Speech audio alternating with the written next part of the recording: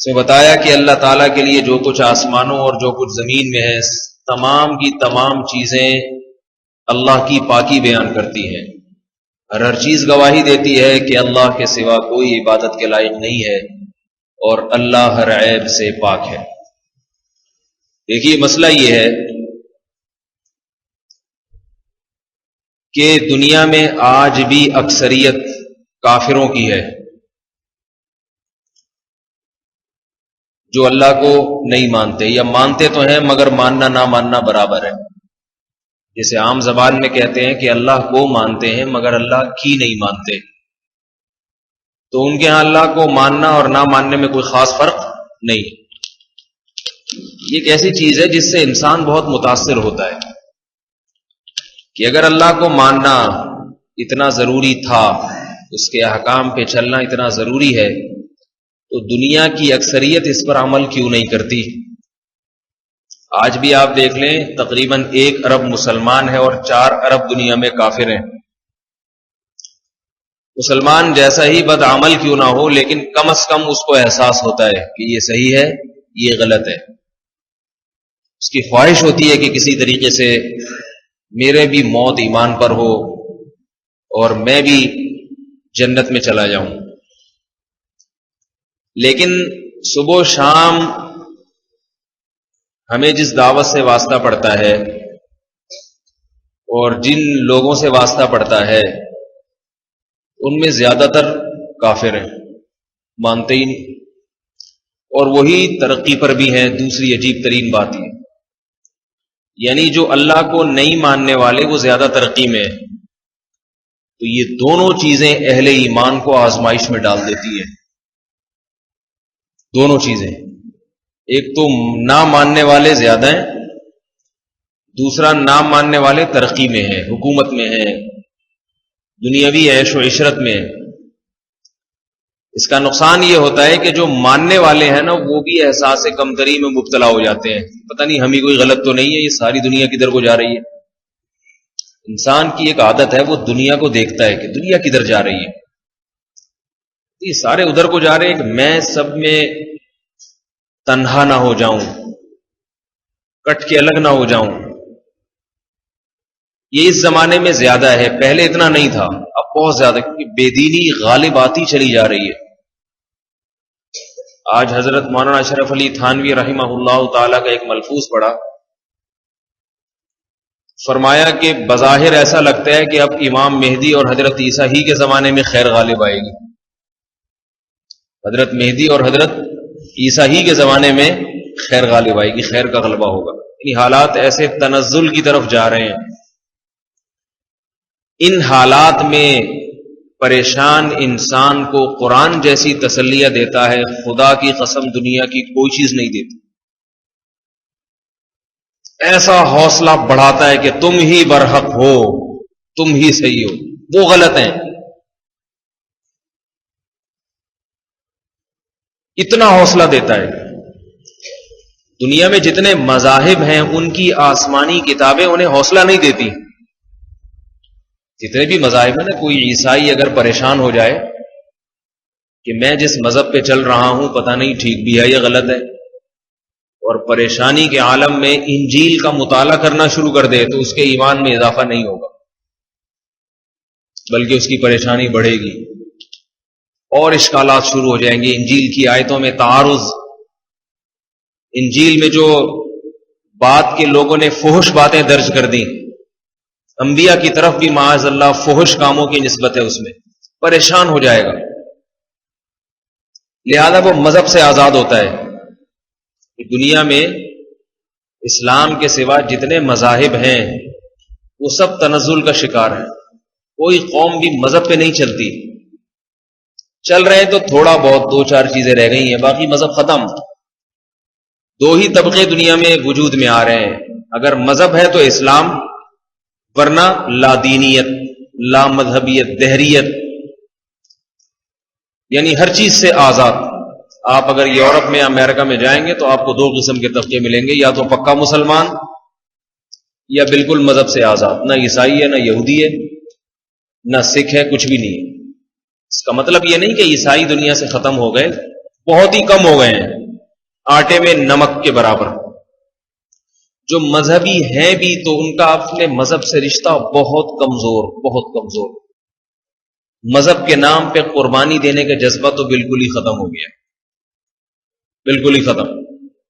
ایک انگریز ایک دفعہ پاکستان آیا، یہاں دینی مدارس کا دورہ کیا، بنوری ٹاؤن گیا، طلبہ سے انٹرویو لیا، بھائی تم یہاں کتنے سال لگاتے ہو؟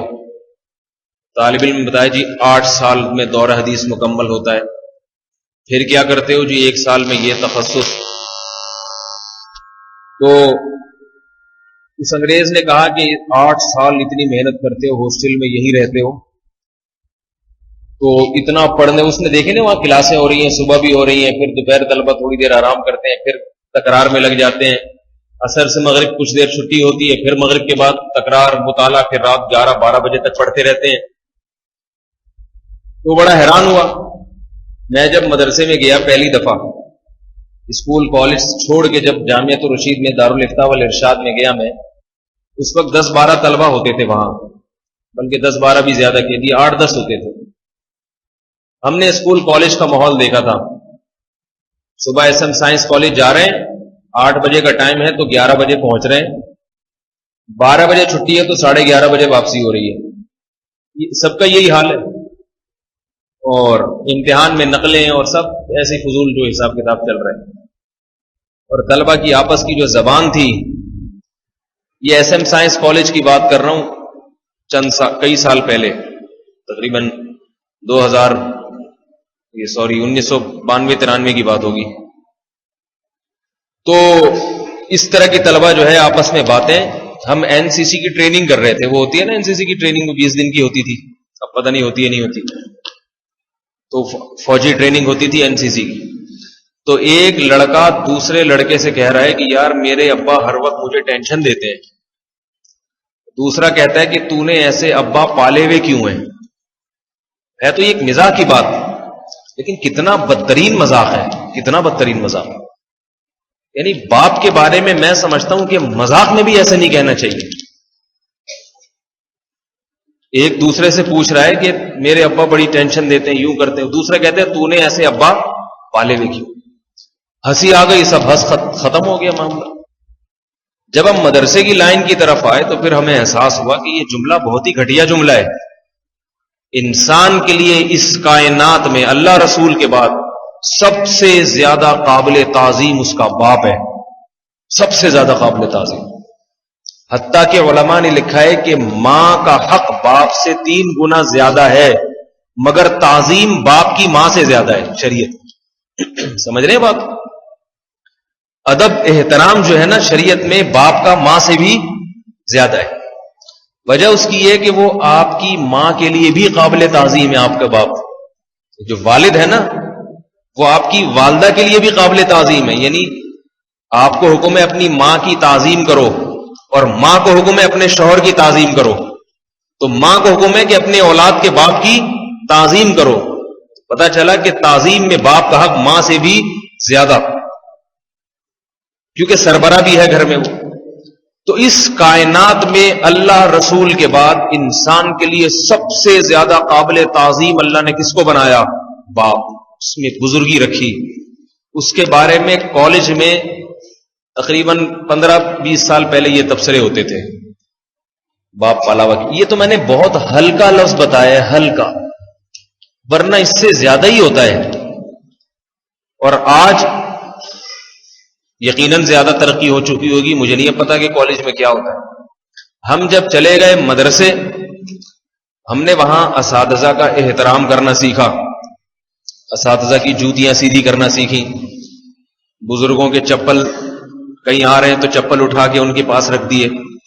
یہ جب چیزیں سیکھی اور پتا چلا کہ باپ کا احترام اس سے بھی زیادہ ہے، یاد رکھو باپ کا احترام ہے۔ سمجھ میں آ رہی ہے بات؟ لوگ پیر صاحب کے تو جوتیاں سیدھی کر لیتے ہیں، ابا کی نہیں کرتے آج کل، یہ غلط ہے۔ پیر صاحب کی بھی کریں، یہ نہیں کہ پیر صاحب کی بھی چھوڑ دیں اس چکر میں کہ باپ کی نہیں کر رہا تو تمہاری کیوں کروں میں، تم باپ لگتے ہو میرے۔ غلط سوچتا ہے نا آدمی تو اس طرح سے سوچتا ہے، میں اپنا باپ کا نہیں کر رہا تو تم تو میرے باپ تھوڑی ہو۔ تو پیر صاحب کی جوتیاں سیدھی کرتے ہیں تو والد کی جوتیاں اس سے زیادہ سیدھی کرنے کی کوشش کرنی چاہیے. لیکن چونکہ ہمارے والد صاحب یہ خدمت لینے کو پسند نہیں کرتے تھے، اس لیے اس عارضے کی وجہ سے یہ زیادہ اس قسم کی خدمت کر نہیں سکے، رواج نہیں ہے. لیکن بہرحال ایک جذبہ پیدا ہوا کہ بھائی وہ تو ان سے بھی زیادہ قابل احترام ہے، ان کے لیے تو وہ تو سب سے بڑے بزرگ ہیں ہمارے لیے. کتنے بڑے بزرگ، شریعت نے کیا کہا. ہمارے والد صاحب تو الحمدللہ حافظ قرآن تھے، اتنے پکے کٹر نمازی تھے کہ کیا بتاؤں آپ کو، ایسے سخت فرائض کے پابند، اللہ تعالیٰ ان کی مغفرت فرمائے. رمضان کا روزہ کچھ بھی ہو جائے، زمین آسمان ادھر سے ادھر ہو جائے، نہیں چھوٹتا تھا، فرائض کے پابند تھے.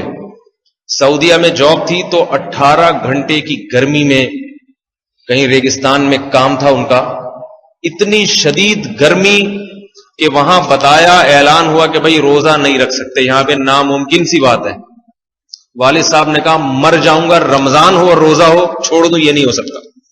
جاب جائے کچھ بھی ہو، رمضان بھی ہو اور کھا پی کے گزارے، یہ ممکن نہیں ہے. اللہ تعالیٰ ان کے درجات بلند کرے. باقی کسی کی تعریف میں مبالغہ نہیں کرنا چاہیے، چاہے کوئی بھی ہو، ڈر بھی لگتا ہے. لیکن میں 2-4 آپ کو موٹی موٹی صفات بیان کر رہا ہوں کہ لیکن جب تک اسکول میں نہیں تھے، مدرسے میں نہیں گئے، تو ایسے والد کی بھی اتنی قدر نہیں تھی جتنی ہونی چاہیے. تو شریعت نے کیا حکم دیا کہ باپ اگر اللہ کا نافرمان ہو، دیکھو والدین کے حقوق پر سب سے بہترین آیت جو میری نظر میں ہے، علماء زیادہ بہتر جانتے ہیں لیکن میرا جو مطالعہ ہے کہ باپ کے حقوق پر سب سے بڑی آیت جس میں باپ کا بہت بڑا حق بیان کیا گیا، وہ آیت ہے جس میں حضرت ابراہیم علیہ السلام کا اپنے والد سے مکالمہ ذکر کیا گیا ہے. ایک طرف اللہ کا خلیل، اس وقت کائنات میں سب سے افضل ترین ابراہیم علیہ السلام تھے نا اس وقت، اللہ کے خلیل. دوسری طرف سب سے بڑا کافر، مشرک، بت بنانے والا اور بتوں کو بیچنے والا، یعنی خود بھی مشرک اور لوگوں کو شرک کے راستے پر ڈالنے والا. یعنی یہ اللہ نے مثال قائم کر دی کہ ایک طرف سب سے بدترین اور ایک طرف سب سے بہترین. لیکن وہ سب سے بہترین اس وقت کے سب سے بدترین سے کلام کیسے کر رہے ہیں، بات چیت کا انداز کیا ہے، نصیحت کا انداز کیا ہے. یا ابتی لما تعبد ما لا يسمع ولا يبصر ولا يغني عنك شيئا، اے میرے پیارے ابا. ابتی کا معنی کیا ہے؟ یا ابھی نہیں کہا، یا ابتی، اے میرے پیارے ابا. لما تعبدو، آپ عبادت کیوں کرتے ہیں ایسے معبودوں کی جو سن نہیں سکتے، دیکھ نہیں سکتے اور آپ کو کوئی فائدہ نہیں پہنچا سکتے. ساری زندگی ان کے سامنے ہاتھ پھیلا کے مانگتے رہو، کچھ بھی نہیں کر سکتے یہ، بلکہ یہ تو اپنے وجود میں آپ کے محتاج ہیں. سمجھاتے رہے، پورا رکوع ہے سورہ مریم میں. جواب میں باپ نے کیا کہا؟ آج اولاد کہتی نا والد صاحب کو بات کرتے ہیں تو والد صاحب سیدھے منہ بات نہیں کرتے. میں کہتا ہوں اتنا ٹیڑھے انداز سے بات کرتے ہیں جتنے ابراہیم کے والد نے بات کی تھی. ابراہیم کے والد نے فرمایا لَئِن لَّمْ تَنْتَهِ لَأَرْجُمَنَّكَ، اے ابراہیم تو اگر باز نہ آیا نا نصیحت سے، مجھے نہیں سمجھا، باز نہ آیا میں تجھے پتھروں سے مار کے ہلاک کر دوں گا. اتنی بڑی دھمکی، جان سے ماروں گا اور کس کے ذریعے؟ پتھر کے ذریعے، جو اذیت ناک موت ہے. میں اور آپ ہوتے یہ سن کے تیش میں آ جاتے.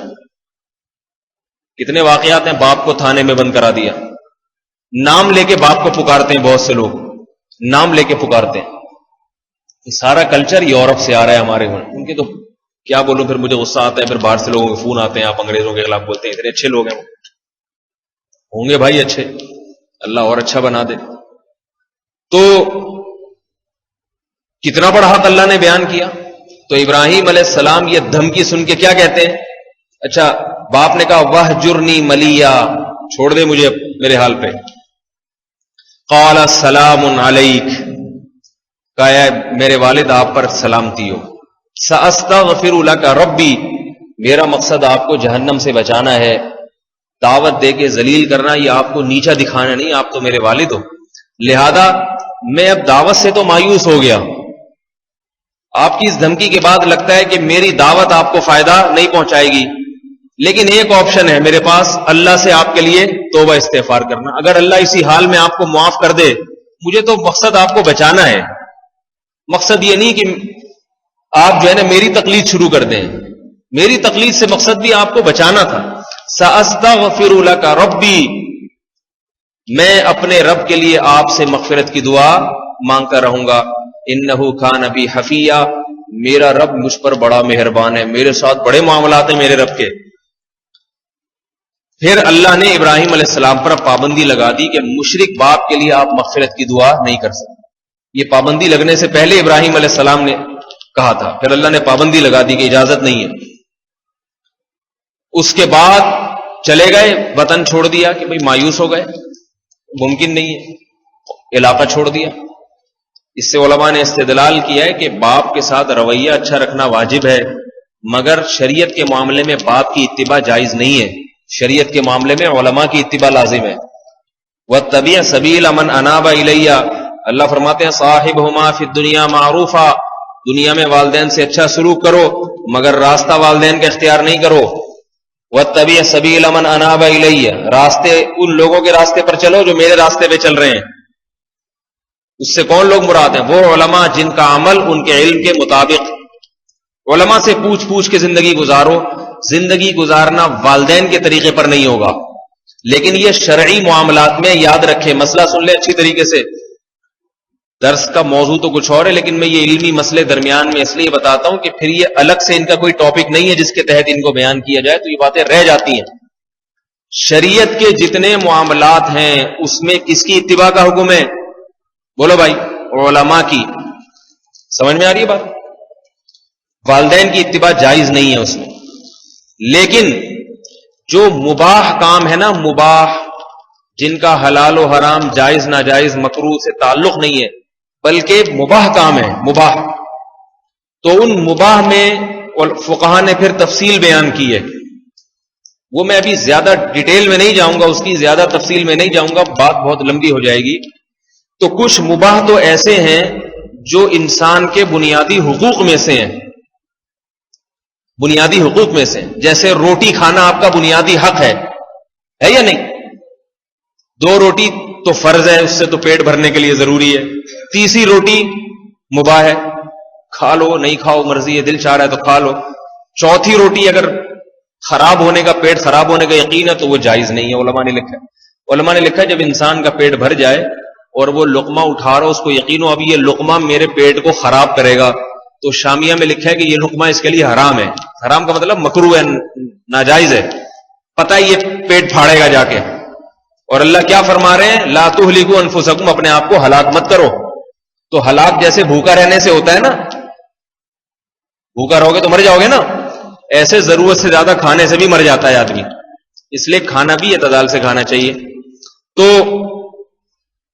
کچھ چیزیں تو ایسی ہیں جو انسان کے بنیادی حقوق میں سے ہیں، تو وہ چیزوں میں انسان پر والدین کی اتباع لازم نہیں ہے۔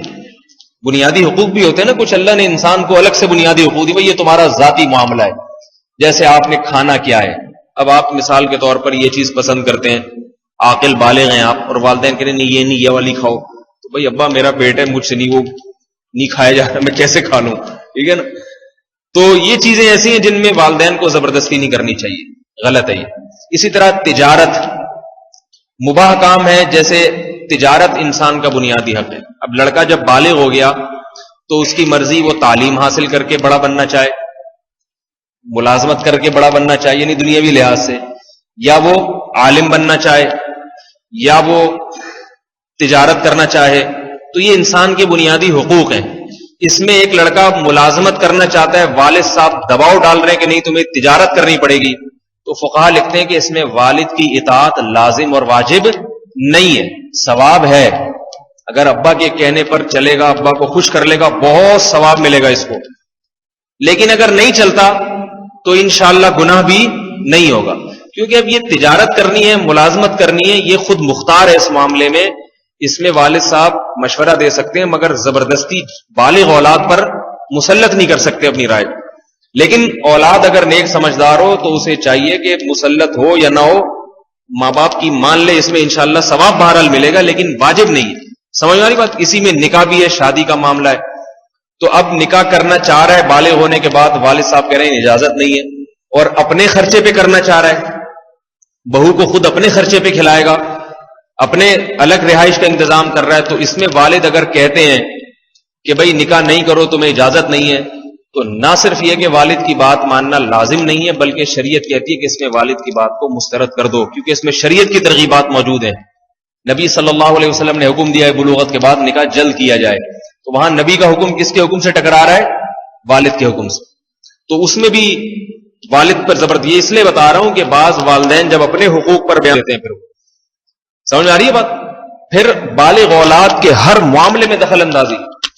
ابھی میرے سامنے ایک کیس آیا ایک نوجوان کا, وہ نوجوان دیندار ہے ماشاءاللہ, نیک پرہیزگار ہے اور اچھی جاب ہے اس کی, ٹھیک ٹھاک کما بھی رہا ہے, اپنے والدین کو خوش رکھا ہوا ہے اس نے ہر لحاظ سے. اب والدین کو ایسی اولاد کی قدر کرنی چاہیے. اس زمانے میں جو کما بھی رہا ہو, شپ پہ ملازمت ہو اس کی, باہر ملک جاتا ہو, عیاشی سے بچا ہوا ہو, نیک پرہیزگار, گھر آگے سارا کیا کمایا والدین کی خدمت میں ڈال دیتا ہو, تو قدر کرنی چاہیے. لیکن ہوا کیا, ابا کو ایک لڑکی پسند آئی اپنی بہو بنانے کے لیے, بیٹے پر دباؤ کہ یہاں شادی کرو. اب بیٹے کو پسند نہیں آ رہی, وہ بیٹا کہہ رہے نہیں, ابا کہہ رہے ہیں کرو. اب اس کو تانے کہ تم نمازی ہو, تم پرہیزگار ہو. میرے سامنے کیس آیا, میں نے کہا یہ تو زیادتی ہے بھائی. اب ایک آدمی نمازی بن گیا اور اب ماں باپ کا اتنا فرما بردار بن گیا, تو والدین بھی اس کا ناجائز فائدہ نہ اٹھائیں.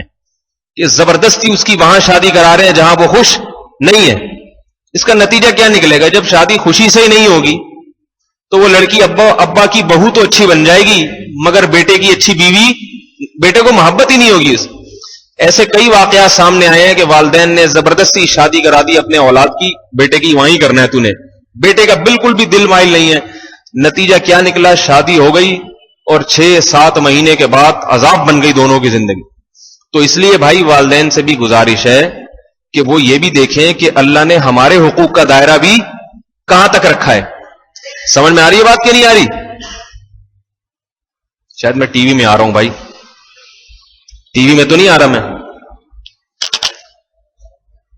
آپ لوگ ایسے لگ رہا ہے آپ کے انداز سے کہ جیسے میں ٹی وی میں آ رہا ہوں.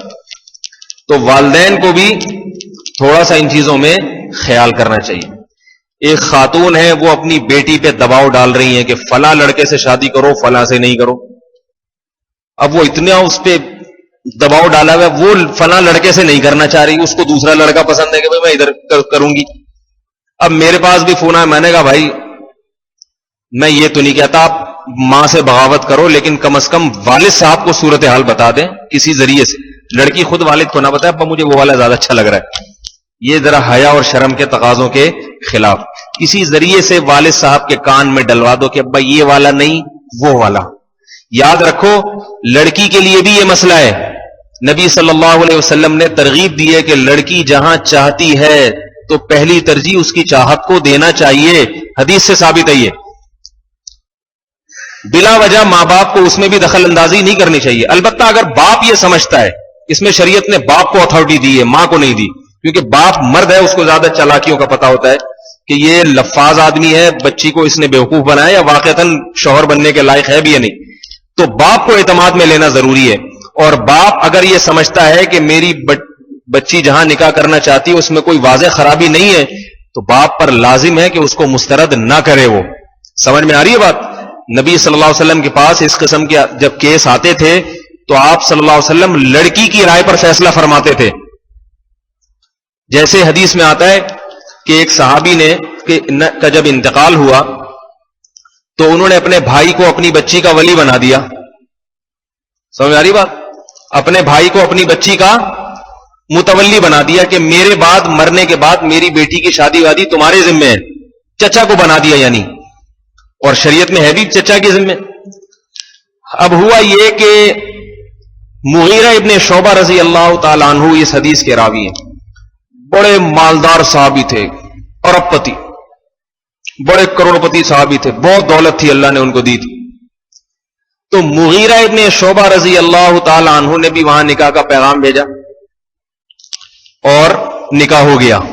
यानी निकाह का मतलब फजूली का निकाह, फजूली का किसी ने निकाह करा दिया, अभी लड़की से बाकायदा पूछा नहीं गया। हजरत मुगीरा समझने लगे हाँ भाई ये सही है, भाई हो गई मेरी शादी, बड़े खुश। लड़की की मां जो थी, लड़की का रुझान किसी और तरफ था, वो जिसकी तरफ था वो गरीब सहाबी थे, मगर लड़की का रुझान उसकी तरफ था। और लड़की की जो है ना, अब मुझे पूरा वाकया इस तरह से याद नहीं, लड़की की वालदा भी थी उस तरफ, या वालदा मुखालिफ थी और चचा मुवाफिक थे। बहरहाल जब नबी सल्लल्लाहु अलैहि वसल्लम को इल्म हुआ तो आप सल्लल्लाहु अलैहि वसल्लम ने फरमाया लन तारा लिल मुतहाब्बैनि मिस्लन निकाह, दो मोहब्बत करने वालों में निकाह से बेहतर कोई चीज नहीं है। क्या मतलब, लड़की भी उस तरफ माइल है, लड़का भी इनसे निकाह करना चाहता है, तो मुगीरा इब्न शोबा को दरमियान से निकल जाना चाहिए, ठीक है ना। हजरत मुगीरा फरमाते हैं अल्लाह की कसम मैं उस पर पूरा कादिर हो चुका था और वो मुझसे छीन ली गई। हजरत मुगीरा इब्न शोबा इसको बड़े अफसोस के साथ इस हदीस को बयान करते हैं, अच्छा भला रिश्ता हाथ से निकल गया, गरीब गुरबा के पास चली गई वो। अब देखो ये करोड़पति थे और वो दूसरे साहबी गरीब, मगर लड़की का रुझान चूंकि उन गरीब की तरफ ज्यादा था, तो नबी सल्लल्लाहु अलैहि वसल्लम ने फरमाया कि जिससे मोहब्बत है, मैलान है, उससे निकाह सबसे बेहतरीन चीज है। इसलिए इस हदीस के तहत उलमा ने लिखा है कि किसी में इश्क और मुआशका पैदा हो जाए तो उस इश्क का सबसे बेहतरीन हल है उनकी शादी करा दो। खानका में तो आधी बात बताई जाती है ना कि इश्क का सबसे बेहतरीन हल क्या है, मुहासबा करो, मुराकबा करो, जरबे लगाओ, हटाओ उसको वहां से, चिल्ले के लिए भेज दो, 4 महीने के लिए भेज दो, फिर भी ना आए तो कबाब पराठे छुड़वा दो, है भाई, कबाब पराठे छुड़वा दो उसकी, ये अंदर तवानाई आ रही है तो इश्क की आग भड़क रही है, छुड़वा दो सब कुछ। पुदीने का पानी पिलाया करो सुबह सुबह इसको, और जनाब हरा धनिया और ये गोश्त मोश छोड़ दो, हरा धनिया खिलाओ इसको, फिर भी ना आए तो बस वो खानका में फिर बिठा दो उसको, वो सब सही है अपनी जगह।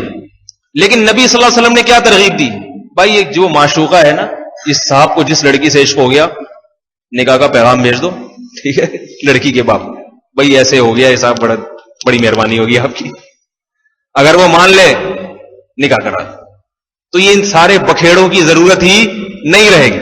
और आपने फरमाया लन तारा लिल मुतहाब्बैनि मिस्लन निकाह, ऐसे मोहब्बत करने वालों में निकाह से बेहतर कोई चीज नहीं है। ये इनका निकाह बहुत अच्छा कामयाब होगा, इनका निकाह सबसे ज्यादा कामयाब होगा। मुझे किसी ने कहा कि मोहब्बत की शादी नाकाम होती है, मैंने कहा इसका मतलब ये नफरत की शादियां फिर बहुत कामयाब होती होंगी, मतलब है कि जहां बहुत नफरत है, दिल नहीं चाह रहा देखने का, वहां शादी करो। तो बाज चीजें मशहूर हो जाती हैं, मगर मेरी आदत है, मैं इसका इल्तिजाम करता हूं कि मैं जब मिंबर पे बैठ के बात करूं तो वो बात जो अल्लाह रसूल की जो ऑथेंटिक है, सही हदीस से, क्योंकि याद रखो मोहम्मद सल्लल्लाहु अलैहि वसल्लम की तालीमात जैसी तालीमात किसी की नहीं हो सकती। हम अगर कोई अपनी तरफ से कोई तज्जिया करते हैं ना, उसमें 10 गलतियां होती हैं, उसमें हमारे जज्बात भी होते हैं, हमारे एहसासात भी होते हैं, और नबी जो बात करेंगे उसमें किसी के जज्बात एहसासात नहीं है, बल्कि वो इंसान की फितरत और नेचर के मुताबिक बात की जा रही है। तो अल्लाह ताला ने मर्द और औरत को एक दूसरे के लिए तो बनाया है, इसलिए थोड़ी बनाया कि एक दूसरे से भागें और खानकाहों में बैठ के जो है ना वो नफरत पैदा करें दिल के अंदर। खानकाहों का वजूद भी जरूरी। तो असल ये है कि भाई इसलिए एक दूसरे की तरफ रगबत रखिए ताकि मियां बीवी बन के जिंदगी गुजारें, और ये कामयाब है। अलबत्ता यहां एक बात बता दूं कि इस बहाने किसी से इश्क पैदा करना यह जायज नहीं है। कहीं आप समझेंगे तो बड़ा अच्छा मौलवी साहब ने मसला बता दिया, आप सेटिंग बैटिंग चलाएंगे, इजी लोड मिजी लोड, जब देखेंगे जहां ज्यादा इश्क पैदा हो रहा है वहां ट्राई करेंगे, यह जायज नहीं है। जिस हदीस में यह आता है ना कि मोहब्बत करने वालों में निकाह से बेहतर कोई चीज नहीं है, जिस नबी ने यह कहा उस नबी ने नजर की हिफाजत का भी हुक्म दिया है। यह एक इत्तिफाकी बात है, कभी सारी हिफाजतों के बावजूद भी कभी इश्क पैदा हो जाता है, कभी ऐसा भी हो जाता है बहुत हिफाजत करने के बाद भी। कैसे हो जाता है, ऐसे वाकयात हमारी जिंदगी में गुजरे हैं, बड़ी हिफाजत। हमारे एक दोस्त थे, उनकी शादी हुई, तो मैंने उनसे पूछा, मैंने कहा भाई बड़ा सुना है आपको बड़ा अच्छा रिश्ता मिल गया, और थे भी मालदार आदमी, तो ये कैसे कह रहे मोहब्बत की शादी है, बेतकल्लुफ से कहें मोहब्बत की शादी है। दीनदार नहीं थे इतने, لیکن جس لڑکی سے ہوئی وہ مکمل شرعی پردہ کرتی تھی. تو میں نے کہا جس سے آپ کی شادی ہوئی ہے اس خاتون کو میں بھی جانتا تھا, ہمارے دور کے کچھ یعنی رشتہ داروں کے تعلقات والوں میں میں بھی جانتا تھا وہ لڑکی اتنی شرعی پردہ کرتی ہے. عشق کے لیے تو ضروری ہے تھوڑا سا آنکھ مٹکا تو سمجھتے ہیں نا, سب سمجھتے ہیں بھائی. تو یہ کیسے ہو گئی شادی اتنی سخت پردہ کرنے والی لڑکی, دیکھ کیسے لیا؟ کہنے لگے بھائی ہم بھی ایسے خراب نہیں ہیں کہ لڑکیوں کو جھانکے تاکے, اور خاص طور پہ جو پردہ کرنے والی لڑکی. ہم کہہ رہے اتفاق کی بات ہے میت تھی تو ہم لوگ بھی آئے ہوئے تھے اس میت میں, وہ بھی آئے ہوئی تھی. اب دیکھو کہاں سیٹنگ ہو رہی ہے میت میں. مقدر تقدیر جو ہے نا انسان کو کھینچ کے لے آتی ہے. کہہ رہے ہیں وہ ہم بھی میت میں گئے تھے لیکن اتفاق کی بات ہے کہ وہ کوئی چہرے سے پردہ ہٹ گیا ہوگا, کیا ہوگا, میری نظر پڑ گئی اور بس میرے دماغ میں بھوت سوار ہو. لاشوری طور پر جو ہے نا وہ لڑکی خوبصورت تھی تو میں بس عاشق ہو گیا, میرے دماغ میں بار بار اس کے خیالات. کہ لڑکا بھی شریف لیکن غیر اختیاری نظر. تو میت میں تو غیر اختیاری ہی پڑے گی نا, ورنہ میت میں کس کو خیال ہوتا ہے کہ جا کے یہاں جا کے دیکھوں. بہت سو کو ہوتا بھی ہے, ایسے ایسے ڈیڈ بھی ہیں. لیکن بہرحال میں اس لڑکے کو چونکہ جانتا ہوں وہ شریف آدمی تھا اور لڑکی تو تھی باپردہ. اب اس کی جب نظر پڑی تو یہ عاشق ہو گیا. بہرحال آیا, شریف آدمی کا کام کیا ہوتا ہے, نکاح کا پیغام بھیج دو, قبول ہو جائے ٹھیک ہے, نہیں ہو جائے تو پھر خانقاہ میں جاؤ بیٹھو, پھر شیخ کے پاس جاؤ, بتاؤ حضرت قبول نہیں ہو رہا, دل خامخواہ میں جل رہا ہے تو اس کا علاج بتائیں. یہ دل سے جلن نکل جائے, ایسی صورت میں جلن نکالو گے تو بہت ثواب ملے گا, اجر ملے گا, کیونکہ اب اس کی طرف جانے کا حلال راستہ آپ کے لیے بند ہو چکا. اب شریعت کہہ رہی ہے نکالو اس کی دل و دماغ سے اس کے خیالات کو نکالو, خود نکالو, نہیں نکلتا تو شیخ کے پاس جاؤ, شیخ نکال دے گا انشاءاللہ کھرچ کے. تو یہ ہے موقع. تو وہ کہتے ہیں کہ میں بڑا فریفتہ ہو گیا, میں نے نکاح کا پیغام بھیجا, والد صاحب ان کے تھے نہیں, انتقال ہو گیا تھا, بھائی تھے اور والدہ. پیغام بھیجا, انہوں نے بلایا, بولا ہاں بھائی فٹ فاٹ سیٹنگ صحیح ہے بھائی, چلو بھائی ہو گئی صحیح, ماشاءاللہ. اب ان کے 2 یتیم بچے ہیں ماشاءاللہ, ہنسی خوشی زندگی گزارنے. تو یہ ایسا اتفاقی واقعہ کسی کے ساتھ عشق کا ہو جائے, خود سے عشق پیدا کرنا یا لڑکیوں کو دیکھنا یا کسی عورت کا اس حرام نیت سے مردوں کو دیکھنا, یہ جائز نہیں ہے, اس کی شریعت میں اجازت نہیں ہے. دوسری بات میں نے بتائی, اگر کبھی عشق ہو گیا تو اصل حل ہے کہ شادی کرائی جائے, اگر نہیں ہوتی تو پھر گھٹیا طریقے استعمال نہ کیا جائے. ہمارے ایک جاننے والے, ان کا بھی ایسا ہی ہوا, نیک شریف آدمی. ہماری زندگی میں بڑے عجیب واقعات آئے ہیں. آپ لوگ کہتے ہیں مولوی لوگ ان کو کچھ پتہ نہیں ہوتا, سب پتہ ہوتا ہے مولوی صاحبان. اتنے لوگوں سے تعلقات ہوتے ہیں نا کہ ہر ایک کی ہسٹری, ہر ایک کی کہانی پتہ ہوتی ہے. ان کے ساتھ بھی ایسا ہی واقعہ ہوا. وہ کہیں گزر رہے تھے تو نظر کی بھی حفاظت کرتے ہیں, دیندان کسی خاتون پہ نظر پڑی. مجھے باتیں کرنا اچھا تو نہیں لگتا لیکن بہرحال اب آ گئی ہیں تو میں جلدی سے مکمل کروں, کیونکہ آج کے نوجوان پھر اسی چکروں میں لگ جاتے ہیں, کرنے کے کام ہے اس کو تو کر نہیں رہے. تو میں یہ اس حدیث کی تشریح میں یہ واقعہ سنا رہا ہوں کہ اتفاق بہت کچھ ہو سکتا ہے. تو ان کی نظر پڑ گئی, کوئی خاتون کوئی لڑکی جا رہی تھی, اس کی آنکھوں پہ نظر پڑ گئی, وہ بھی پردے میں تھی, اور عجیب بات وہ لڑکی بھی شرعی پردہ ہی کرتی تھی. تو دماغ میں جو ہر وقت کنوارا آدمی ہے نا, اس کا تو کوئی بھروسہ نہیں ہوتا. اب دیندار تھے, مشورہ لیا ہوگا علماء سے, نے کہا بھائی نکاح کا پیغام بھیج دو. پیغام بھیجا, ابا نے ریجیکٹ کر دیا لڑکی کے. بولا نہیں بھائی, تم ہمارے جو اسٹیٹس ہے نا اس سے تھوڑا سا کیسے ریجیکٹ کرتے ہیں لڑکی والے. ایک صاحب نے بتایا, میں نے ایک جگہ پیغام بھیجا تو لڑکی کے ابا نے مجھے بلایا, ادھر آؤ, گھر بٹھایا, بولا بیٹا کیا کرتے. جن کے یہاں بھیجا ان کا 1000 گز کا بنگلہ تھا, بھیجنے والا بیچارہ غریب غربا. تو وہ بھیجنے والا مجھے خود بتا رہا ہے, جس نے پیغام بھیجا اس نے مجھے خود بتایا, یہ واقعہ خود سنا رہا ہے, اور بڑی عمر میں سنا رہا ہے, 60 سال کی عمر میں یہ واقعہ سنا رہا ہے کہ جب میں نے پیغام بھیجا تو لڑکی کے والد نے مجھے بٹھایا اور کہا بیٹا کیا کرتے ہو. میں نے کہا جی میری صدر میں دکان ہے. اس نے کہا بیٹا تمہاری صدر میں جتنی بڑی دکان ہے نا, اس سے بڑے ہمارے گھر کے بیت الخلا ہوتے ہیں, ٹھیک ہے, پتلی گلی سے نکلو. کہہ رہے بڑا ذلیل ہوا, لیکن یہ لڑکا بڑا ہینڈسم. تو وہ لڑکی جس کے لیے پیغام بھیجنے کے لیے آئی, یہ بھی عاشق ہوئے تھے اس خاتون پہ, لڑکی پہ. تو اب لیکن شریف آدمی, شریفوں کی طرح پیغام بھیجا. لڑکی کے ابا نے جب نکال دیا تو چپ کر کے آ گئے, بیٹھ گیا, بھائی ٹھیک ہے بھائی نہیں ہو سکتا. انسان کو عمل الانسان ما تمنا, قرآن کہہ رہے جو چاہو گے ساری تمنائیں تھوڑی پوری ہوں گی تمہاری دنیا میں. دنیا تو بہت کم تمنائیں پوری ہوتی ہیں. اصل تو آخرت ہے. دنیا میں سب کچھ پورا ہو جائے تو جنت اور دنیا میں فرق کیا ہو گیا بھائی؟ مسلمان بڑی سے بڑی مصیبت کو صبر کر لیتا ہے یہ سوچ کے کہ بھائی دنیا خواہشات کے پوری ہونے کی جگہ نہیں ہے. ہو گئی ٹھیک ہے, نہیں ہوا اس میں صبر ملے گا, صبر کروں گا تو وہ صبر تحمل کے ساتھ گھر میں بیٹھ گئے, بھائی میرے مقدر میں نہیں ہے, بس ختم, خوش ہو گئے, ٹھیک ہے بھائی. تھوڑے دن تک دل جلتا ہے پھر ختم ہو جاتا ہے.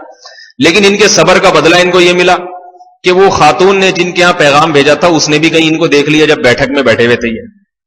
اس کو پتا تھا کہ میرے لیے آیا ہوا ہے, تو وہ اس نے کہا میں دیکھ تو لوں, ابا ایسا نہ ہو کہ عجیب سے کسی آدمی کو پکڑا دیں مجھے. اس نے دیکھا تو وہ اب یہ صاحب کہہ رہے ہیں کہ اس خاتون کو رات میں خواب بھی میرے ہی آنے لگے. یہ تو بعد میں پتا چلا نا جب شادی ہو گئی, خواب بھی آ رہے ہیں, دن میں بھی خواب, رات میں بھی. کوئی سفلی کر دیا, کیا ہو گیا بھائی, کیوں؟ کافی پریشان, ابا بیٹی کو کیا ہو گیا میری. تفتیش کی تو پتا چلا کہ جن صاحب کو ابا نے گھر سے نکالا ہے وہ ان کے دماغ میں گھس چکے ہیں. جب ابا نے بیٹی کی یہ حالت دیکھی تو تنگ آ کے پھر جا کے کہا بھائی یہ لے جا بھائی شادی. جب یہ مجھے واقعہ سنا رہے تھے, میرا خیال ہے 7 یا 8 بچے تھے ان کے, اور 2 بچے ان کے میرے شاگرد جامعۃ الرشید میں پڑھ رہے تھے. ٹھیک ہے, جامعۃ الرشید میں. تو میں یہ عرض کر رہا ہوں کہ یہ جو حدیث میں آتا ہے نا کہ محبت ہو جائے تو نکاح کرو, تو یہ اتفاقی طور پر کہیں ہو جائے. تو وہ لڑکے نے جو پیغام بھیجا, ابا نے جب مسترد کیا تو پتا چلا کہ وہ لڑکی کے والد کے پاؤں میں جا کے گر گیا. حضرت بڑی مہربانی ہوگی, خدا کے لیے نکاح کر دیں. جب اس طرح سے کسی سے وہ کیا جائے, اس نے کہا ایک ٹرائی کر کے دیکھ لیتا ہوں, ہو گیا تو نہیں تو ناک تھوڑی گس جائے گی میری. تو ابا نے کہا چل بھائی ٹھیک ہے یار, جب اتنی خواہش ہے اور اتنا, تو امید ہے کہ انشاءاللہ عزت محبت کے ساتھ خاندان بھی دیکھ لیا ہے, وہی سیٹ اپ صحیح, چل بھائی جانے دو. حدیث میں آتا ہے محمد صلی اللہ علیہ وسلم نے فرمایا, ایک اور حدیث سنیں, یہ اس لیے بار بار حدیثیں سناتا ہوں یہ سمجھانے کے لیے, میرے بیانات پہ لوگوں کو اعتراضات بہت ہوتے ہیں, یہ پتہ نہیں کیا کیا باتیں ممبر پہ بیٹھ کے کرتے ہیں. تو میں بار بار حدیثیں اور آیات اس لیے پیش کر رہا ہوں کہ میں جو بات کرتا ہوں کوشش کرتا ہوں اپنی طرف سے نہیں ہو, جو بات ہو کس کی طرف سے ہو, محمد صلی اللہ علیہ وسلم کی طرف سے. اس لیے عرض کر رہا ہوں, یہ جو میں نے بتایا نا کہ وہ پاؤں میں ابا کے پڑ گیا اور ابا نے کہا چل بھائی لے جا, تو حدیث میں ایسا ہی حکم ہے, جو اتنا پیچھے لگ جائے اس کو خام خام میں ناک منہ نہیں چڑھانا چاہیے, دے دینی چاہیے بیٹی اپنی. اگر اس میں کوئی ظاہری چرسی ہیروئن چاہیے تو ایک الگ بات ہے, ویسے نارمل آدمی ہے تو تھوڑی بہت تنخواہ کم ہے, غریب ہے تو کیا ہو گیا بھائی. تو حدیث میں آتا ہے اذا خطب الیکم من ترضون دینہ وخلقہ فزوجوہ, جب تمہاری طرف کوئی نکاح کا پیغام بھیجے جس کے دین اور اخلاق سے تم خوش ہو, مطمئن ہو. اخلاق سے مراد عادات, خاندان کا جو ہوتا ہے نا, بعض خاندان میں بڑی گھٹیا سوچ کے ہوتے ہیں, کالم گلوچ اور الٹی سیدھی باتیں کرنے والے اور فحش طبیعت کے لوگ ہوتے ہیں. ایسا نہ ہو, خاندانی لحاظ سے اچھے لوگ ہوں. تو آپ صلی اللہ علیہ وسلم نے فرمایا جب ایسا شخص نکاح کا پیغام بھیجے تو اس کے پیغام کو قبول کر لیا کرو. خام خام مسترد, کیسے کیڑے نکال کے اس کو مسترد کرتے ہیں, ایسے عجیب باتوں کو بنیاد بنا کے, ذرا سی باتوں کو. تو آپ صلی اللہ علیہ وسلم نے فرمایا ایسا نہ کرو, الا تفعلوه, اگر تم اس کے پیغام کو مسترد کرو گے, تکن فتنۃ فی الارض وفساد کبیر, زمین میں بہت بڑا فتنہ اور فساد ہوگا. کیا فتنہ ہوگا کہ اسے اپنے مطلب کی نہیں ملے گی, پھر وہ ایسی جگہ ممکن ہے کرے جس سے اس کو محبت نہ ہو, وہاں بھی طلاق.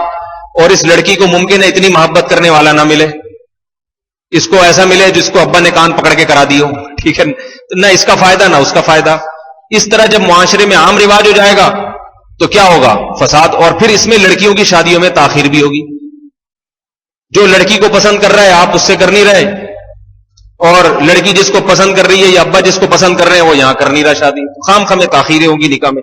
اس لیے آپ صلی اللہ علیہ وسلم نے اس معاملے میں ترغیب دی ہے کہ جب کوئی ایسا نکاح کا پیغام بھیجے جس کے دین اور اخلاق سے تم مطمئن ہو تو یہ پیغام قبول کر لیا کرو, خام خام مسترد مت کیا کرو.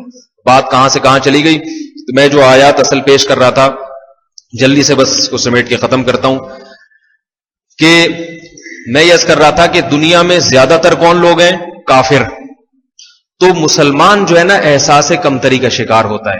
دنیا کے دوسرے مذاہب کی کتابیں ان کو مطمئن نہیں کرتی. ہندو کو دیکھا کبھی گیتا لے کے بیٹھا ہو اور اس کو سکون حاصل ہو رہا ہو کہ میرے سارے اشکالات کا جواب مجھے مل گیا اس میں جو گائے کی عبادت کرتا ہوں اور اس کے پیشاب کو میں پوجا کرتا ہوں اور جو بھی ان کی عادات ہیں یا عیسائی کہتا ہے میں جو حضرت عیسیٰ کو اللہ کا بیٹا کہتا ہوں اور یہ کہتا ہوں کہ کفارہ کر کے چلے گئے میں جو چاہے کروں. یہ ساری باتیں یا یہودیوں کی باتیں یا سکھوں کی باتیں وہ جب اپنی کتابیں پڑھتے ہیں تو وہ ان کا ضمیر مطمئن نہیں ہوتا. اوپر سے ہزار کہیں لیکن مطمئن نہیں ہوتا. کھاتے ہوئے رو پڑاؤ, کوئی یہودی تورات پڑھتے ہوئے رو پڑاؤ, لیکن قرآن خدا کی قسم انسان پریشان جب ہوتا ہے نا, غم کے بادل ایسے چھٹتے ہیں قرآن کی تلاوت کر کے, ایسے چھٹتے ہیں. جب کوئی خاتون شرعی پردہ کر لے اور اس کو چاروں طرف سے تانے ملے, وہ قرآن کی تلاوت کرے گی. اگر اس کو قرآن آتا ہوگا, عربی سمجھتی ہوگی, خدا کی قسم اس کو اتنا سکون ملے گا, اتنا سکون ملے گا. وہ یہ ہمارے حضرت یہ شعر پڑھا کرتے تھے نا کہ بزبان حال یہ کہے گی سارا جہاں ناراض ہو پرواہ نہ چاہیے, مد نظر تو مرضی جانا نہ چاہیے, بس اس نظر سے دیکھ کر تو کریے فیصلہ کیا کیا تو کرنا چاہیے کیا کیا نہ چاہیے. ہمیں تو اللہ کی کتاب جو کہہ رہی ہے ہم تو یہ دیکھ کے فیصلہ کریں گے. یہ اس کی باتیں فطرت کو اپیل کرتی ہیں. جب یہود و نصارہ نبی صلی اللہ علیہ وسلم سے دور ہوتے, قرآن کی مخالفت کرتے, لیکن قرآن کہہ رہے بہت سے عیسائی اور یہودی اہل کتاب جب محمد صلی اللہ علیہ وسلم کے پاس آتے اور اس کلام کو سنتے, وَإِذَا سَمِعُوا مَا أُنزِلَ إِلَى الرَّسُولِ, جب اس کلام کو سنتے ہیں جو رسول پر نازل کیا گیا, تَرَىٰ أَعْيُنَهُمْ تَفِيضُ مِنَ الدَّمْعِ, کیسی پیاری آیت ہے. اس آیت کے پڑھنے میں اتنا مزہ آتا ہے, پڑھنے میں اتنا مزہ آتا ہے. میں کہتا ہوں جو نبی کی زبان سے جب یہ سنتے ہوں گے یہود و نصارہ تو ان کو کتنا مزہ آتا ہوگا, ان کے کیا جذبات ہوتے ہوں گے. اللہ فرماتے ہیں یہ اہل کتاب سارے برے نہیں ہیں, سارے برے نہیں, بہت سے اہل کتاب یہود و نصارہ ایسے ہیں جب دور دور سے تو مخالفت کر رہے تھے, یہ معاذ اللہ جھوٹا نبی ہے, یہ سچا نہیں ہو سکتا, یہ ایسا ہے, یہ ویسا ہے, یہ مجنون ہے, یہ دیوانہ ہے, اس طرح کی باتیں. لیکن جب محمد صلی اللہ علیہ وسلم کی مجلس میں حاضر ہوتے ہیں اور اس کلام کو سنتے ہیں جو ما انزل الی الرسول, جو محمد صلی اللہ علیہ وسلم پر نازل کیا گیا, ترى اعینہم تفیض من الدم, اے مخاطب تو دیکھے گا ان کی آنکھیں آنسوؤں سے بہتی چلی جا رہی ہیں, مما عرفوا من الحق, اس لیے کہ اس کتاب میں ان کو حق کی پکار نظر آتی ہے. یہ کتاب ان کو بتاتی ہے کہ یہ جو بات محمد کر رہے ہیں یہ 100% سچی اور پکی ہے. یہ سن کے ان کی آنکھیں بہنے لگتی ہیں. کیسا عجیب استعارہ ہے, یہ نہیں کہا کہ آنکھوں سے آنسو بہتے ہیں, دیکھو قرآن کے الفاظ دیکھو, یہ نہیں کہا کہ آنکھوں سے آنسو بہتے ہیں. اور دیکھو اللہ نے کیا کہا, اے مخاطب تم دیکھو گے کہ ان کی آنکھیں بہ رہی ہیں. کیا مطلب, تمہیں ان کی آنکھیں بہتی ہوئی نظر آئیں گی, دل کی کیفیات پر تم مطلع نہیں ہو سکتے, لیکن صرف آنکھیں ہی دیکھ لو, یہی تمہارے لیے کافی ہیں. تو کیا فرمایا, اعینہم تفیض, آنکھیں بہ رہی ہوں گی, آنکھیں. یہ کنایا ہے کہ اتنا روتے ہیں, اتنا روتے ہیں کہ جیسے آنسو نہیں بہ رہے بلکہ آنکھیں ہی آنسوؤں میں نکل کے بہ پڑیں گی, اتنا روتے ہیں. تو ایک واقعہ سنا کے اپنی بات کو ختم کرتا ہوں. ایک انگریز تھا, اس نے اپنا یہ واقعہ لکھا ہے, محاضرات قرآنیہ, ڈاکٹر محمود غازی صاحب کی بڑی زبردست کتاب ہے. انہوں نے اپنے واقعات اس میں بہت دلچسپ نقل کیے. تو انہوں نے ایک واقعہ نقل کیا ایک انگریز کا. وہ انگریز قرآن مجید پڑھ کے اور مختلف جو ہے نا اسلام کے معجزے دیکھ کر مسلمان ہونے کا اس نے ارادہ کر لیا. تو اس انگریز نے پکا ارادہ کیا کہ میں مسلمان ہو جاؤں گا, لیکن ایک دو چیزیں رکاوٹ بن رہی ہیں. اپنے باپ دادا کے دین کو چھوڑنا آسان تو نہیں ہے. کہتا ہے میں کنڈی لگا کے دروازہ بند کر کے قرآن لے کے بیٹھ گیا, اور بند کر کے قرآن اتفاق سے, یعنی اتفاق سے قرآن لے کے بیٹھا, کوئی نیت نہیں تھی. کہہ رہا اس وقت میں نے کہا کہ اللہ سے بات کی اپنی زبان میں, انگلش میں, اے گاڈ, اے خدا, میں اپنے دین کو چھوڑنا چاہتا ہوں اور اسلام قبول کرنا چاہتا ہوں. بس میں یہ چاہتا ہوں تاکہ مجھے, کیونکہ ایک دفعہ جب آ گیا تو پھر واپس پیچھے تھوڑی آؤں گا, تو مجھے کوئی ایسی نشانی دکھا دے, پکی ڈھکی, کوئی معجزہ ایسا دکھا دے جس کے بعد میرے لیے اسلام قبول کرنے کے علاوہ کوئی راستہ باقی نہ بچے, بس اسلام ہی ہو. یعنی کچھ جیسے معجزہ ایسے سامنے آ جائے, جیسے چھت کھل جائے, یا یہ گلاس ہے الٹا ہو, جیسے ماوراء العقل, عقل سے بالا تر کوئی کام ہو جائے نا. جیسے حدیث میں آتا ہے نا کہ ایک نوجوان نے جانور کو پچھلی امتوں میں پتھر مارا اور کہا کہ اگر راہب کا دین سچا ہے تو اے اللہ اس پتھر سے جانور کو ہلاک کر دے. وہ جانور ہلاک ہو گیا, حالانکہ ایک پتھر سے جانور تھوڑی ہلاک ہوتا ہے. تو اللہ نے اس کو ایک معجزہ دکھا دیا, کرامت دکھا دی راہب کی. تو مجھے ایسی کوئی معجزہ دکھا دے, کوئی نشانی دکھا دے, نشانی, عجیب و غریب نشانی دکھا دے. کہ بس اس کے بعد مجھے یقین ہو جائے کہ اسلام ہی سچا ہے. یار میں بیٹھا رہا, کوئی نشانی نظر نہیں آ رہی. ایسے ہی سوچتے سوچتے میں نے قرآن مجید کھول لیا تو سامنے آیت تھی ان فی خلق السماوات والارض واختلاف اللیل والنہار لآیات لأولی الالباب. بے شک آسمانوں اور زمین کی پیدائش میں اور دن اور رات کے عدلنے بدلنے میں اہل عقل کے لیے بڑی بڑی نشانیاں ہیں. میں نے کہا اللہ کہہ رہا ہے تو ایک نشانی مانگ رہا ہے, اس آسمان اور زمین کے نظام کو دیکھ, آسمانوں اور زمین کو کی ساخت اور بناوٹ کو دیکھ اور اس کائنات کی وسعتوں میں غور کر. کم وقت تجھے ایک نہیں لاکھوں کروڑوں نشانیاں نظر آئیں گی. ان کے دیکھنے کے بعد بھی اب مجھ سے کوئی نشانی مانگ رہا ہے. یعنی یہ آیت کہتے میں نے سمجھا یہ آیت اتفاقی نہیں ہے, یہ اللہ نے میرے لیے کھولی ہے کہ تو اب کیا نشانی مانگ رہا ہے اتنی نشانیاں دیکھنے کے بعد بھی. کہتے ہیں میں نے فوراً کہا الآن یا ربی, ہاں اب میں ایمان لاؤں گا. واقعی میرا یہ مطالبہ تھا, جو نشانی دکھائی یہ مطالبہ غلط تھا, تو نے دکھا دی نشانی میں, اور فوراً کلمہ شہادت پڑھ کے مسلمان ہو گیا. تو میں اس کر رہا ہوں یہ قرآن جو ہے, قرآن آپ کے وسوسوں کو دور کرتا ہے. کھربوں لاکھوں کروڑوں کافر ہوں, ایک مسلمان ہو وہ ان کافروں کے کفر سے ذرا متاثر نہیں ہوگا, ان کے طرز زندگی سے ذرا متاثر نہیں ہوگا اگر اس کے پاس قرآن مجید موجود ہے اور قرآن کا علم جانتا ہے. وہ جانتا ہی نہیں تو بیچارہ وہ تو بیچارہ سمجھ ہی نہیں سکتا کیا لکھا ہے. قرآن کا علم جانتا ہو, اس کے پاس اگر قرآن ہو تو خدا کی قسم کروڑوں کافروں کے درمیان وہ رہتا ہو, ان کے طرز زندگی سے متاثر نہیں ہوگا. اس لیے کہ قرآن بعد میں بتائے گا کہ یہ غلط راستے پہ چل رہے ہیں, تو صحیح راستے پر چل رہا ہے. پھر قرآن دلیل دے گا ان کے غلط ہونے کی, یہ اس لیے غلط ہے اور تو اس لیے صحیح ہے, تو اس لیے صحیح ہے, تو اس لیے صحیح ہے. هو الذی جعل لكم الليل والنهار خلفۃ لمن اراد ان يذكر او اراد شکورا. سورہ فرقان کا آخری رکوع پڑھیں, بڑا مزہ آتا ہے, بڑا مزہ آتا ہے. تبارک الذی جعل فی السماء بروجا وجعل فیہا سراجا وقمرا منیرا.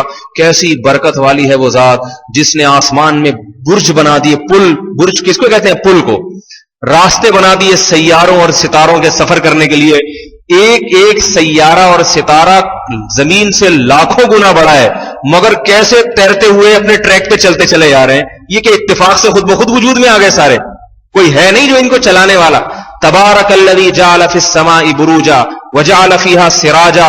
بہت برکت والی ہے وہ ذات جس نے اتنا بڑا چراغ بنا دیا آسمان میں, 9 لاکھ گنا بڑا زمین سے. سورج اتنا بڑا بلب لگا دیا, کوئی کنیکشن نہیں ہے, کوئی تار نہیں ہے, کوئی ایندھن نہیں دیا جا رہا, اتنے لاکھوں سالوں سے جو ہے نا روشنی پہنچا رہا ہے. اتنی ہیٹ, اتنی گرمی, جہنم کا گولا ہے وہ سورج جو ہے نا, اس کی جو شعائیں ہیں اور اس کے جو تھپیڑے ہیں, جو چھولے اڑتے ہیں, وہ ہزاروں کلومیٹر دور تک تو اس کے تھپیڑے اڑتے ہیں.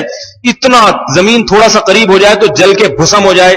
ایک انگریز سائنسدان نے اعتراف کیا, اس نے کہا سورج اتنی توانائی پھینک رہا ہے, ایسا لگتا ہے کوئی ذات ہے جو نظر نہیں آتی, جو سورج میں پیچھے سے ایندھن بھر رہی ہے. جیسے ہوتا ہے نا بھٹی میں ایک طرف سے ایندھن بھرتے رہو, ادھر سے آگ نکلتی رہتی ہے. کہہ رہے نظر نہیں آ رہا, لیکن ایسا لگتا ہے کہ بہت بڑے ایندھن کے ذخائر اسٹور کر کے رکھے ہیں قدرت نے, اور سورج کو کہہ رہی کہ تم جلا جلا کے لکڑیوں کو, اس ایندھن کو, اس گیس کو جلاؤ, ہم پیچھے سے جو ہے نا وہ تمہیں ایندھن دے رہے ہیں. ایسا لگتا ہے, حالانکہ حقیقت میں نہیں ہے. کہاں سے ایندھن آ رہا ہے؟ اللہ نے ایسا عمل سے گزار دیا. فرمایا جعل فیہا سراجا, اس نے آسمان میں چراغ بنایا, وقمرا منیرا, اور چمکتا ہوا چاند بنایا. اس نے کیسی ٹھنڈی روشنی چاند کی بنا دی. والقمر قدرناہ منازل, اور اس چاند کی گردشیں ایسے خوبصورت انداز سے گھما دی. فرمایا حتی عاد کالعرجون القدیم, چوڑے ہوتے ہوتے ایسا پھول جاتا ہے اور ایسا چمکدار گول بن جاتا ہے, پھر سمٹتے سمٹتے کھجور کی پرانی ٹہنی کی طرح پتلا ہو جاتا ہے. لاکھوں سال گزر گئے چاند پر. چاند کی اس نظم و ضبط میں اور اس نقل و حرکت میں آج تک کوئی تبدیلی واقع نہیں ہوئی ہے. کون ہے بھائی یہ سارے کام کرنے والا؟ اللہ کہتے ہیں دیکھتے نہیں, یہ چاند بنانے والا, آسمان بنانے والا. هو الذی جعل اللیل والنہار, اللہ ہی وہ تو ذات ہے جس نے رات اور دن کو عدلنے بدلنے والا بنایا. سورج چڑھتا ہے تیز گرمی, پھر تاریک رات. یہ جو سسٹم چل رہا ہے, فرمایا ان لوگوں کے لیے, انگریزوں کے لیے نہیں ہے. یہ نائٹ کلبوں میں ناچنے والوں کے لیے نہیں ہم نے دن رات پیدا کیے. یہ نائٹ کلبوں, یہ حرام کھانے والوں کے لیے, بے نمازیوں کے لیے, خدا کے حکام اور اس کی خدا کو نہ ماننے والے, ناچنے والے باغیوں کے لیے نہیں ہے یہ. فرمایا لمن اراد ان یذکر, ہم نے یہ ان لوگوں کے لیے بنایا کہ جو نصیحت حاصل کرنا چاہیں تو ان کو یہ سب نظام دیکھ کے نصیحت حاصل ہو جائے. او اراد شکورا, جو ہمارے شکر گزار بننا چاہیں تو انہیں یہ نظام دیکھ کے شکر کی توفیق مل جائے. یہ تو بدبخت لوگ ہیں, اس نظام سے غلط فائدہ اٹھا کے شراب میں, زنا میں, کباب میں, بے پردگی میں, باپ اور ماں کی نافرمانی میں اور حرام خوری میں لگا رہے ہیں, نمازوں کو, عبادت کو ضائع کر رہے ہیں. یہ بدبخت ہیں, ان کے لیے نہیں بنا. اصل میں تو یہ اس لیے بنا تھا تاکہ تم پر حجت تام ہو جائے. کل قیامت کے دن میں کہوں کہ مجھ پر ایمان کیوں نہیں لائے, میری کیوں نہیں مانی, تو تم یہ نہ کہہ سکو اللہ تو ہمیں نظر ہی نہیں آتا تھا. مولوی لوگ بتاتے تھے نظر تو آتا نہیں تھا, نظر تو آتو تھا یا نہیں تھا, عذاب قبر ہوگا یا نہیں ہوگا, جنت جہنم ہے یا نہیں, میں نظر تو نہیں آتی تھی. تو اللہ کہے گا میں نظر نہیں آتا تھا لیکن دن اور رات تو نظر آتے تھے, سورج اور چاند تو نظر آتے تھے, ان کی منزلیں تو نظر آتی تھی, اور زمین میں گھٹلی بوتے تھے اور گھٹلی کا پھٹنا اور اس سے تناور درخت کا نکلنا, اور ایک آم کی گھٹلی سے لاکھوں آم, اور ہر آم میں اس جیسی لاکھوں گھٹلیوں کا پیدا ہو جانا, پھر ان گھٹلیوں میں وہی سافٹ ویئر کا انسٹال ہو جانا, وہ سارے پروگرامنگ ہو جانا, ایک کھجور کی گھٹلی سے لاکھوں کھجور کے درخت پیدا ہونا. یسقا بماء واحد, ایک پانی ہر قسم کے پھل کو کھلایا جاتا ہے, ایک پانی زمین کو سیراب کیا جاتا ہے, ایک قسم کا گوبر, ایک قسم کا پانی, مگر اس مٹی کے کرشمے تم صبح و شام دیکھتے تھے. ایک گوبر, ایک پانی, ایک مٹی, مگر اسی گوبر پانی اور مٹی کے ملاپ سے تربوز پیدا ہو رہا ہے, اسی گوبر پانی اور مٹی کے ملاپ سے انار پیدا ہو رہا ہے, اسی گوبر پانی اور مٹی کے ملاپ سے خربوزے پیدا ہو رہے ہیں, اسی سے گندم پیدا ہو رہا ہے, اسی سے ناریل پیدا ہو رہا ہے, اور ناریل کا درخت پیدا کر کے اس ناریل, خود ایک ناریل عجیب چیز ہے, اس ناریل کا جب آپ چھلکا اتاریں تو اس میں دو سوراخ ہوں گے, ایک ایئر ہوا کے گزرنے کے لیے, دوسرا پانی نکالنے کے لیے. کیا ناریل کو خود اتنی عقل تھی کہ میں نے اگر ایک سوراخ اپنے اندر پیدا کیا تو ایئر ٹائٹ ہو جاؤں گا اور پانی نہیں نکلے گا, لہذا مجھے اپنے اندر دو سوراخ پیدا کرنے چاہیے, ایک ہوا کے گزرنے کے لیے, دوسرا پانی نکلنے کے لیے. ناریل کے پھل کو اتنے بڑے جو ہے نا اس میں, اس چھال میں جو ہے نا اسٹور کیا جاتا ہے تاکہ باہر کی گرمی اندر نہ پہنچے. گرم علاقوں میں بھی جب ناریل کا پانی نکال کے پینے والا پیے تو ٹھنڈا پانی ملے اس کو, اس کے چھلکوں کی وجہ سے ہیٹ اندر نہیں جاتی ہے, اور اس میں دو سوراخ رکھے. اور سوراخ کیوں رکھے, ہونا تو چاہیے تھا سوراخ ہو ہی نہ. ناریل کو کیا علم, ناریل کو کیا علم کہ میرے اندر پانی ہے, وہ سوراخ کے بغیر نہیں نکلے گا. اگر اس میں سوراخ نہ ہوتے, سوراخ ہوتے ہیں نا نرم جگہ ہوتی ہے, پیچکس مارے کوئی بھی چیز مارے سوراخ کھل جاتا ہے, تو اگر وہ اللہ نے نہیں رکھا, خود سے ناریل کو اتنی عقل تھی تو ناریل وہ سوراخ پیدا نہ کرتا, اس میں پانی کا پیدا ہونا ایک اتفاقی چیز ہوتا. اس پانی نکالنے کے لیے زمین پہ ناریل کو مارنا پڑتا اور پانی سارا خود بخود بہ جاتا. تو اللہ فرمائیں گے قیامت کے دن تم نے ناریل نہیں دیکھا کہ جب تم توڑتے ہو, چھلکا اتارتے ہو, اس میں سوراخ بھی ہوتا ہے تاکہ پانی نکلے, اور دو سوراخ ہوتے ہیں, ایک ہوتا تو سارا دن لے کے الٹے کھڑے رہتے, اس کو پانی نہیں نکلتا, ہوا نہیں گزرتی تو کیسے نکلتا, ایئر ٹائٹ ہو جاتا, اندر سے ویکیوم پیدا ہو جاتا اس میں. تو یہ ایک ایک چیز جو ہے نا, یسبح للہ, یہ تمام کی تمام چیزیں خدا کی حمد و ثنا تمہارے سامنے کرتی رہی تھی. اللہ قیامت میں کہے گا ایک ایک چیز میرے وجود کی گواہی دے رہی تھی, مگر تم انگریز کی ترقی دیکھ کر, ہندو کی ترقی دیکھ کر, ان کے مذہب پہ, ان کی تہذیب اور ان کے طور و طریقے دلدادہ ہو گئے تھے. تو میری طرف سے حجت تام ہو چکی ہے. یہ حجت ان پر بھی ہے اور تمہارے خلاف بھی ہے. یہ حجت تام کرتا ہے قرآن دنیا میں. اب عقل مند ہے جو پڑھ کے سمجھ جاتا ہے بات کو, اور احمق اور بیوقوف وہ ہے جو دنیا کی ہر کتاب میں دلچسپی لیتا ہے, ہر کتاب اس کو فزکس بھی یاد, میتھس کے موٹے موٹے باریک باریک فارمولے بھی یاد اس کو, اور کمانے کے سینکڑوں طریقے بھی یاد. نہیں سمجھ میں آتا. تو جس خدا نے پیدا کیا اور زندگی گزارنے کا طریقہ بتایا اور زندگی کا مقصد بتایا, اس کی باتیں سمجھ میں نہیں آتی. آج لوگ کہتے ہیں مولوی لوگ پتہ نہیں کیا بولتے ہیں, سمجھ میں نہیں آتا. ڈاکٹر جو سمجھائے گا نا یہ گولی صبح اتنے بجے شام, بالکل سمجھ میں آیا, ڈاکٹر صاحب بالکل مطمئن ہو گیا. خانقاہ میں بزرگ جو کہہ رہے ہیں, تبلیغ والے جو کہہ رہے ہیں, علماء جو کہہ رہے ہیں, پتہ نہیں کیا ہر وقت بولتے رہتے ہیں دین آ جائے گا, لا الہ الا اللہ پڑھ لو, کلمہ پڑھ لو, ہمارے اندر بھی آ جائے گا, تمہارے اندر بھی دین آ جائے گا, ساری دنیا آ جائے گا. تو کیا ہو جائے گا بھائی, اس سے پیسے تھوڑی ملیں گے. الیکشن والے جب گھروں میں گشت کرتے ہیں نا, الیکشن والے, اس کو بھی لوگ شوق سے سنتے ہیں, ہاں بھائی اس دفعہ کون آ رہا ہے. لیکن جب تبلیغ والے گشت کرتے ہیں, ایک فارمیلٹی ہوتی ہے, وہ کہتے ہیں آ رہے ہیں, دو چار لا الہ الا اللہ کی باتیں کر کے چلے جائیں گے. اسی طرح بزرگوں کے بیانات, لوگ بیٹھے کتنے ہوتے ہیں اس میں, یہی کوئی اداکار فنکار کی تقریروں, اداکار بھی آج کل دینی باتیں بہت کرنے لگے ہیں نا ٹیلی ویژن. وہ اتنا بڑا مجمع ہو جائے گا ان کے سامنے. لفاظی ایسی ہوتی ہے. وہ اداکار نہیں جو توبہ کر چکے ہیں، وہ اداکار جو ابھی تک اداکار ہیں، ان کی بات کر رہا ہوں. تو لفاظی ایسی کے لوگ، تو بھائی یہ باتیں ہماری سمجھ میں دنیا میں نہیں آئیں گی، لیکن مرنے کے بعد سب آ جائیں گی سمجھ. اللہ تعالیٰ بتائیں گے ایک ایک چیز بتا رہی تھی، میری تعریف کر رہی تھی، تمہاری سمجھ میں سب آ گیا، نہیں آیا تو میں نہیں آیا. تو بھائی دعا کر لو اللہ تعالیٰ مجھے بھی، جتنا میں باتیں کر رہا ہوں نا، باتیں کرنا بہت آسان ہے، باتیں کرنے والوں کے لیے عمل کرنا خود اس کے لیے بھی بڑا مشکل کام ہے. لوگ سمجھتے ہیں جو بول رہے ہیں تو پتہ نہیں کتنے پہنچے ہوئے بزرگ ہوں گے. ایک صاحب نے بڑا دلچسپ واقعہ ہوا، میں کہیں سفر سے آ رہا تھا تو کہیں ہوٹل میں گھس گیا، بھوک لگی تھی، بریانی کھانے چلا گیا. مجھے بڑا مزہ آیا واقعہ سن کے نا. تو جب میں بریانی کھا کے نکلا تو وہ صاحب مجھے جانتے سے مراد بریانی کے حوالے سے ہی جانتے تھے کہ جب بھی یہ کہیں سفر پہ آ رہے ہوتے تو ہمارے ہوٹل سے ہی بریانی ہو، بڑی مزے کی بریانی ہوتی ہے. میں نکلا تو کہنے لگا مولوی صاحب ایک بات کروں گا آپ سے. میں نے کہا جی. ان کو نہیں پتا تھا میں مسجد کا امام ہوں. یا کہنے لگے آپ کے چہرے پہ بڑا نور ہے، ایسا لگتا ہے آپ بہت ذکر اللہ کرتے ہیں. میں نے کہا بھائی میں فرائض واجبات پورا کر لوں اس پہ شکر ادا کرتا ہوں، فرض پورا ہو جائے. اتفاق سے اس دن شیمپو سے اچھی طرح نہایا ہوا تھا، نور جھلک رہا تھا. لوگ ذرا اچھی طرح نہا لیں نا، صفائی بڑا آدمی کے چہرے پہ نور آ جاتا ہے. نہا دھو کے نا نکلا تھا میں، سفید کپڑے، سفید ٹوپی، اس ٹائپ کی چیزیں. تو مجھے کہنے لگے لگتا ہے آپ بہت ذکر اللہ کرتے ہیں. میں نے کہا نہیں بھائی میں نہیں کرتا، مجھے دعا کرو اللہ توفیق دے دے، میں تو فرائض واجبات بڑی مشکل سے پورے ہوتے ہیں.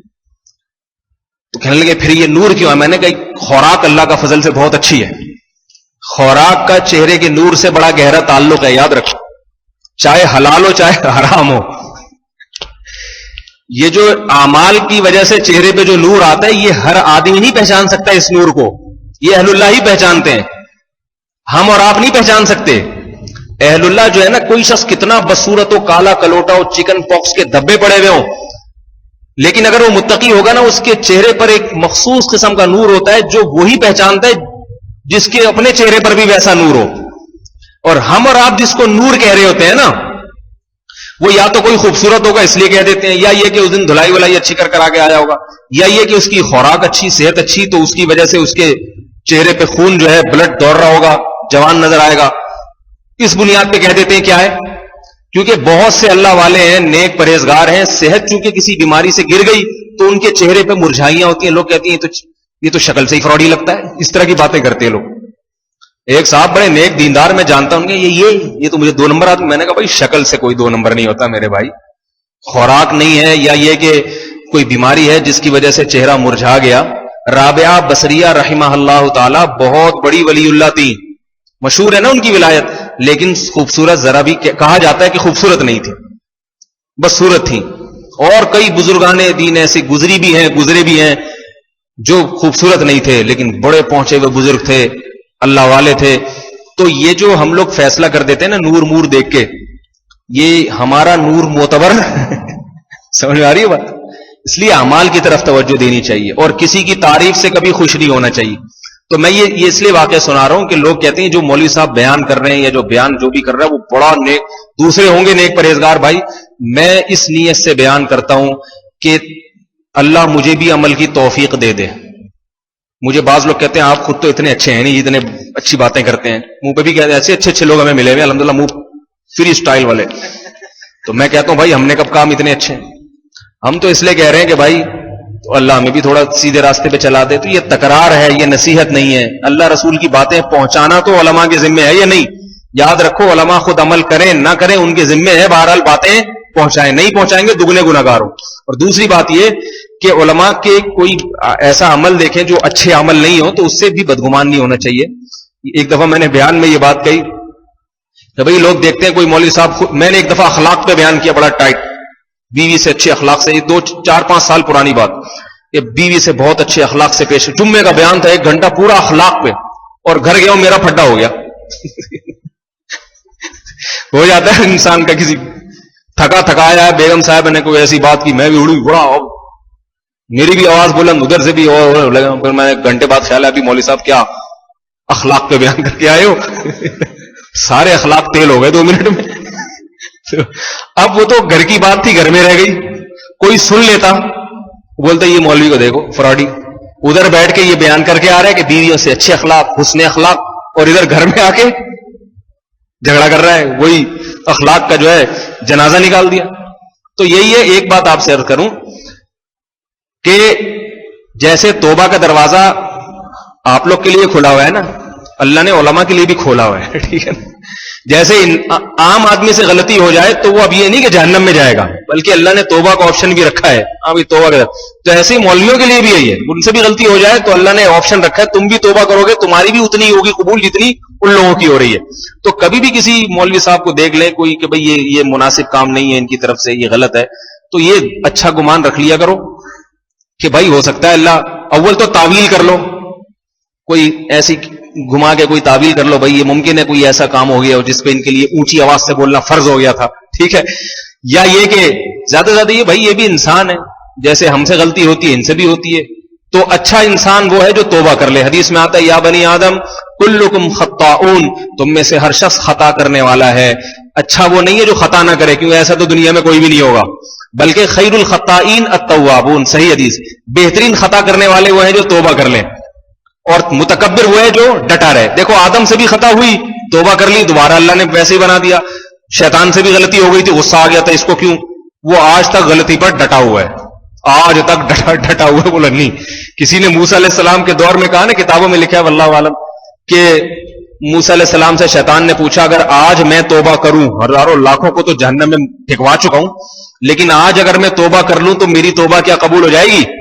حضرت موسیٰ نے اللہ سے پوچھا، اللہ نے کہا ہو جائے گی. شیطان نے کہا اچھا بڑی زبردست بات ہے بھائی، اتنے لوگوں کو پھینکوا دیا جہنم میں، لیکن اللہ کی اتنا بڑا دروازہ کھلا ہے کہ آج بھی توبہ قبول ہوگی، تو اللہ سے پوچھو طریقہ کیا ہے توبہ کا. تو اللہ نے کہا کہ اصل تو یہ تھا کہ آدم کو سجدہ کرو، لیکن اب نہیں ہے تو چلو تمہارے لیے آپشن یہ ہے کہ قبر کو کر لو جا کے آدم کی.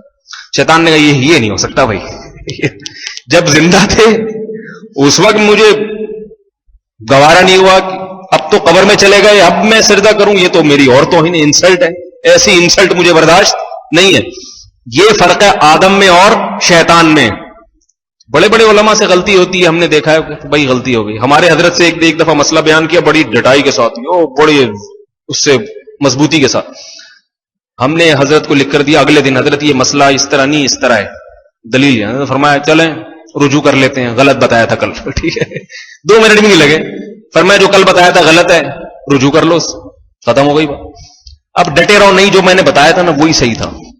اس سے اور یہ وہ کرتا ہے جو یہ سمجھتا ہے مجھ سے غلطی ہو ہی نہیں سکتی. تو بھائی یہ فرض کیوں کرتے ہو اپنے بارے میں؟ بولے انسان ہے بھائی، ہم بھی تمہاری طرح یہی آلو پیاز ٹماٹر کھاتے ہیں ہفتہ اتوار بازار سے خرید کے، صحیح ہے نا.